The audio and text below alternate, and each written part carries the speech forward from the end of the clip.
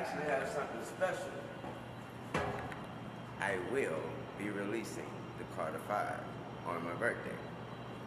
Again, on my birthday, I actually have something special for y'all. I will be releasing the Carter 5 on my birthday. If you don't know what my birthday is, Wikipedia does. Lil Wayne announces on Wednesday of this week, he says, I will be releasing the Carter 5 on my birthday. It's a beautiful thing. And my God, am I a huge Lil Wayne fan. I'll never forget when you texted me and you were like, yo, the Carter 5 is being released this Thursday. I was so hyped. I'm so happy about this.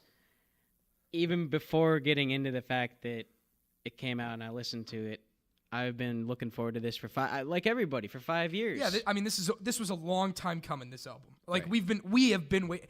It doesn't matter if you're a Lil Wayne fan or not, you know? Like, everybody has been waiting for this album. You know, he's had some stuff along the way. I think he had two EPs, Sorry for the Wait 1 and Sorry for the Wait 2. And yeah, you know, it was a wait. It was a wait for this album. Sorry for the Wait 1 was actually for Carter 4. So that was before this one. And then I thought it was after. No. Oh. All I knew was we've been waiting, you know, and thank you for finally releasing this album. Yeah, absolutely. Mr. Carter back at it again. Mr. Lil Wayne. Mr. Wheezy. Wheezy, baby. So, what do you think about it, David? All right, so he announces it's coming out like a day before it comes out. This has been long awaited, and he has been kind of on the downfall lately. Like, you know, he's released some songs. None of them have been giant hits that I know of. He's been featured in some songs. I mean, Yeah, think about decent it. That one, like features. DJ Khaled, like summer hit. I'm the one. Yeah, everybody loved that song. But everybody hated Lil Wayne's verse. As far as I know, people that I know. That's the thing, though. People, and you know, I just talked about this earlier today. People, you know, they diss Lil Wayne. They talk trash about him, but they listen to him behind closed doors. Everybody listens to Lil Wayne. You got to. He's incredible. You turn on 6 foot, 7 foot, and every person at the party is gonna love it. But one thing I will say is Lil Wayne in the past has always been like, he's always been kind of the funny rapper in a way. Like Lollipop is a funny song. Mrs. Officer, it's a funny song. These are Carter 3. These are on this Carter songs. albums. They make you laugh. He hasn't always had these deep, meaningful songs that make you really respect the guy. He also has a lot of like good pump up songs, like Blunt Blowin' and 3P, A Millie, 6 foot, 7 foot. I mean, like he has some bangers, right? And even right above it, a lot of people really into that song. Yeah, almost any song he has with Drake or Eminem is a good song. Drop the World.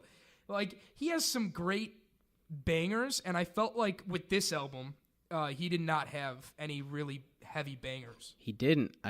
He didn't have heavy bangers, but he had, I mean, almost every song was really, really good. I would say the closest to a banger on this album was probably the one with Kendrick, Mona Lisa. Yeah, Mona Lisa with Kendrick was...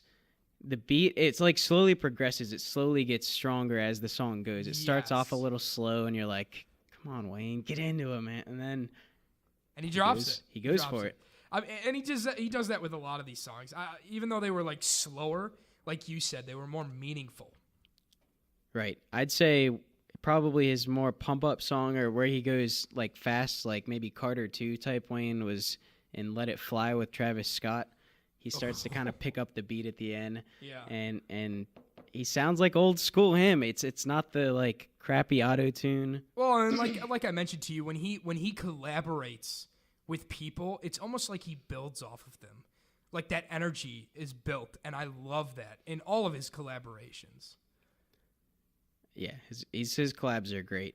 So, favorite song on the album? Go. Oh, we're already going there already. I was going to talk about this all day. Oh, I mean, we can talk about this all day. I want to know your favorite song on the album. I know it's so hard for you tough to choose. Because I've only listened to this like 3 times, which is a lot for the fact that it's barely been out. And it's an hour and a half album. Yeah, exactly. 23 songs. I mean, but I would say I really like You like the last I song. really like the last song. I really like Let It All Work Out. Out because he gets really deep into how there's always been this story of how he shot himself, right? And I don't know if that's something that most people know. He shot himself in the chest when he was pretty young, and he never really explained why. He always said it was an accident. And just recently, last week, he came out saying that his mom actually told him that he couldn't rap anymore, didn't want him to rap, and it really got into his head, and he got, I guess, depression because he decided, I'm going to take this gun, and he was so distraught, I'm gonna put it to my chest and pull the trigger. He put it on his head, and then thought differently. Called his aunt. This is all in this song called "Let It All Work Out." Yeah. He puts it on his head, thinks about it, calls his aunt. She doesn't answer, and then he goes, "All right, putting it on my chest," and he pulls it, and it misses his heart by like centimeters or less. If that's not a sign, I don't know what is. Yeah, and that's something he admits after years and years. So, and he's even quoted that time of shooting himself as something that's inspired him to become a rapper and like motivated him through this journey of Lil Wayne. That's a good song. I would say, well, I think it's interesting that you mentioned his mother because isn't that first song his mother? I mean, it's not a song. It's just his mother talking, which a lot of rappers are starting to do nowadays. I find that very interesting. That is interesting. Whether it's like cell phone conversations or just conversations that they've had. And you know who started that? Kanye West with Taylor Swift. When he recorded that phone conversation with her. That you think that was one of the first ones? I think he was one of the first people to start that. I think he might be. innovated that. But now everybody's doing that. Yeah. Everybody. Logic. I mean, Yeah. We'll Eminem. get to that Eminem. soon, too. I mean, everybody's doing it nowadays. And, people were putting them in the beginning of songs, but not having them as their own solo segment, kind of like an introduction, a intermission, and a conclusion, right? I mean, that's Right. how the majority of these albums are based now, with phone conversations or whatever. So I find that kind of interesting. What did you think about XXX in a song? I mean, Don't Cry is what the song is called. It's the second song on the album. I found it interesting that I think it was week 2. We're on week 4 now. Week 2, I know we kind of mentioned, the fact that somebody is going to take his music and start releasing it. Then week 3, a song came out. Then week 4, a song came out. It's happening, what we predicted. Yeah. I mean, it's a moneymaker. I understand that. And you did mention a good, I know you said, well, maybe the song is already recorded, which is a strong possibility. But at the same time, I feel like if a song was recorded, then it may not have been like on the top priority to be released. And then he just decided, since this is getting so much publicity, he said, I'm releasing this song. Yeah, I mean, everything about this song, and maybe it's because we have the context of him already of passing, but it's called Don't Cry. It's a sadder song. It's slower. And I don't know if Lil Wayne added this in afterwards or if this song was created afterwards, but he keeps saying, like, I want to XXX extend the afterlife or extend into the afterlife. He's talking about death. And at the end of the song, he says, like, rest in paradise. It's a song about His death. Yeah. And somehow he's singing in it, which just seems, I don't know. Either it's a really strange coincidence or it was just a really thought out, well-planned song. Or it's ironic. Or it's a coincidence. Or it's ironic. Anyways, so why don't you give us a little rundown? Because I know you've obviously been a Lil Wayne fan for a very long time. I mean, so have I, but not to the degree you have been. You have obviously loved Lil Wayne, and you praise him like I praise Kanye, right? So why don't you give us a little rundown of kind of why this album has been delayed for so long? I mean, it's kind of ironic or a coincidence of Carter 5 has been delayed for 5 years. So, and it keeps getting pushed off because of lawsuits or whatever, you know, and it's interesting because normally albums don't have to go through all this legality to be released. So tell me all the history behind it. So basically, Lil Wayne doesn't have the rights to everything that's related to like Cash Money, Okay. which is like the company who's in charge of a lot of these songs and his own music. He doesn't get to choose when he releases it. He announced that he was starting to work on this album back in 2013.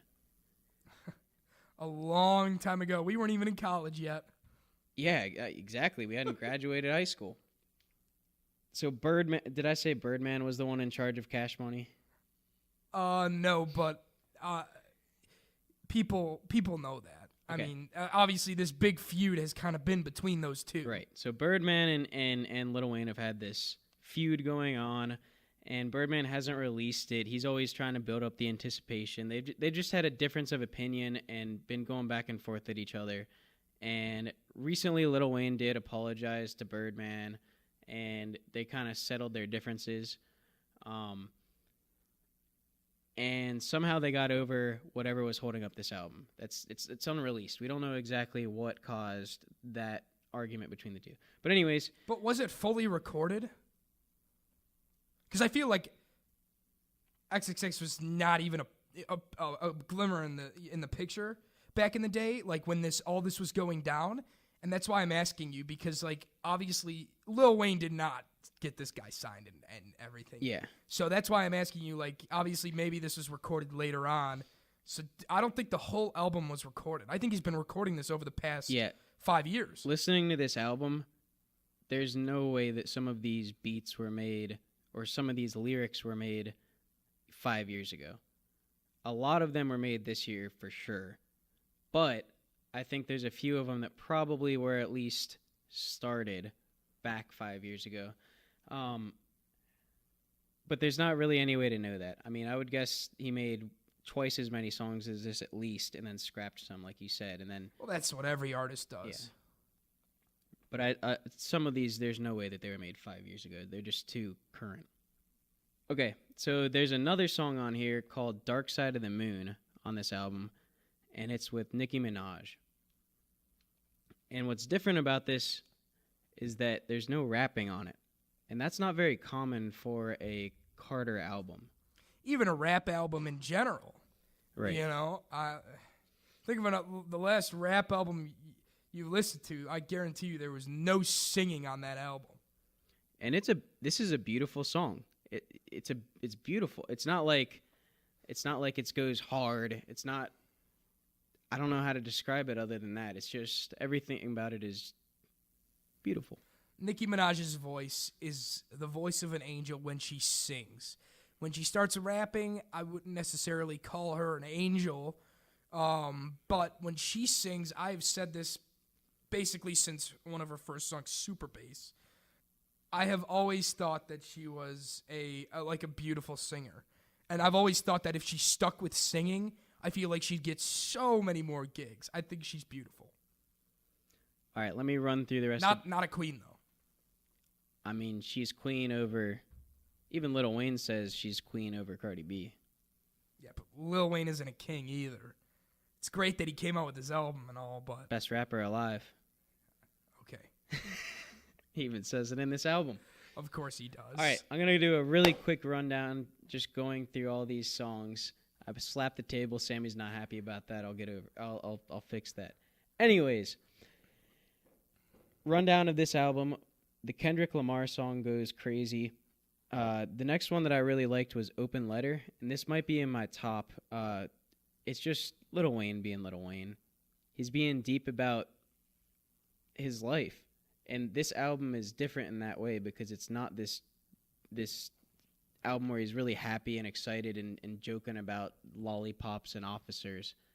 I do just love his auto-tune. I mean, I don't know. It's his sound, right? And I think that makes him unique. So that's why I liked Open Letter, because like like I said, he does build off the energy from when he collaborates with people. But I felt like Open Letter, you know, he needs some songs where it's just his song. And this was a good one to put in there. I agree. The next one is Famous by Regine, and that is his daughter, actually. And she sounds really good at singing. I didn't know that she was a singer or that she made albums, but she does a very good job on this track of singing the chorus. Regine or Regine? I feel like I've heard him say Regine. He said something strange. It might be Regine, but I swear he said Regine or something odd like that. I have not listened to this song yet. I'm assuming it's good. I mean, I'm sure he has chemistry with his daughter. It's definitely in my top 5. Oh, okay. So it's up there for you. Oh yeah. Dope N Words with Snoop Dogg in it is also a fantastic song. Does he find a way to make Snoop Dogg sound somewhat articulate? Oh wait, Lil Wayne isn't either. No, Lil Wayne's pretty articulate actually. He's got a very high IQ. Lil Wayne was a straight A student, and he's got a very high IQ. So, but Snoop Dogg is definitely not. So, yeah. So, anyways, I don't disagree. I'm not the biggest Snoop Dogg fan, so this song, Snoop Dogg, he doesn't play a huge part in this song. He does well, but Lil Wayne really good. It's just a great beat. That's what I can say about a lot of this album. Hitters is interesting to me for 2 reasons. It starts off with a little clip from that deposition. Do you remember that video, Sammy, of Lil Wayne being like interrogated by someone and saying like, "Do you recall such and such?" And he goes, "I do not recall." Yes, I do. I know exactly what you're talking about. That was sports. That was like Sports Center or something, wasn't it? It was like an ESPN interview. No. I don't remember. No, I do not recall. He was being sued. Oh, yes. And this was like, it was like a lawsuit against him or something like that. Yes. And they were like, well, what they asked him in that, which I don't understand why they did this, but what they asked him in that deposition is, do you remember going to a Kanye West party and like performing there? And he goes, "No, but I did perform at this badass bitch birthday party. She was crazy, stupid thick."